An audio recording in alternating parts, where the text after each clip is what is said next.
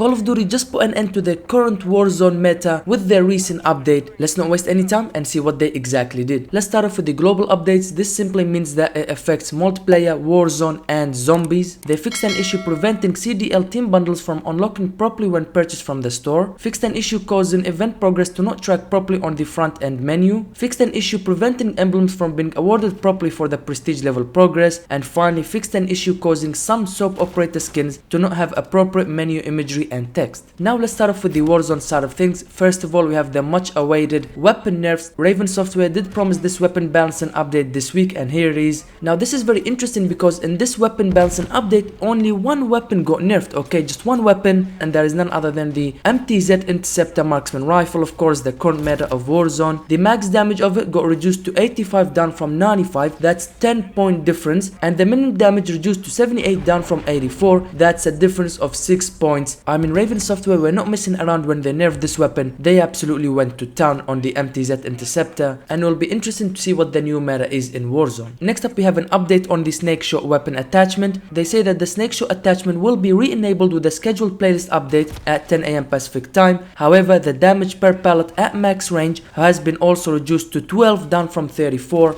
That's a very massive difference of 22 points reduced. What on earth? And to finish off with the Warzone side of things, we have the bug fixes. They have fixed more collision issues with various elements across Urzakstan, allowing players to exploit, peek and shoot through them. They've also fixed an issue allowing players to duplicate loadout drop markers. They've fixed an issue causing the dead silence icon to unintentionally appear in the kill cam. Fixed an issue allowing players to exploit the cash deposit balloon in Plunder. Fixed an issue allowing players to duplicate items in the backpack menu. Fixed an issue causing players to get stuck in the gulag. Fixed an issue causing the after action report to end abruptly. Fixed an issue causing some attachments not appear correctly when equipped on certain weapons. Fixed an issue preventing the dual camas unlock challenge from tracking properly. And finally fixed an issue causing players to be sent back to the front menu while never getting attachments in the gunsmith. Okay, if I say so myself, these are definitely some much needed bug fixes because half of them are game breaking issues, so that is definitely awesome. When it comes to the Warzone side of things, that would do it. Now let's move on to zombies. First of all, we have the weapons, specifically the Ether Blade. Addressed an issue where players would lose their Ether Blade if it was thrown at and hit a harvester orb, and close the duplication exploit associated with the ammo caches. We move on to the gameplay, and this is the weekly challenge. They have fixed the tracking issues with one of the week 4 weekly challenges. Next up we have the general update. They've addressed an issue where the maximum reserve ammo for some weapons was inconsistent between Urzakstan and the Dark Ether Rift. Next up we have the user interface for the weapons. Addressed an issue that prevented the Gata knife from appearing correctly in the weapon select menu. We move on to the progression, specifically with the camos. They've addressed an issue where some players were unable to progress Modern Warfare 2 weapon camos after the Modern Warfare 3 Season 1 update. And finally for stability, they've added various crash and stability fixes. That would do it for zombies. Next up we have of course the multiplayer. First of all, for the multiplayer, we have the user interface bug fixes. They've adjusted several attachment descriptions to better reflect their true effects. They've resolved issues causing the player to be unexpectedly kicked back to the multiplayer menu in multiple scenarios when viewing the after action report, equipping a conversion key on a blueprint, and utilizing attachment filters. We move on to the progression side of things. Corrected unlock requirements displayed for the throwing star, corrected unlock requirements displayed for multiple attachments, the Ravage 10 stock, and finally the Rival 9 compensator muzzle. Next up we have the map.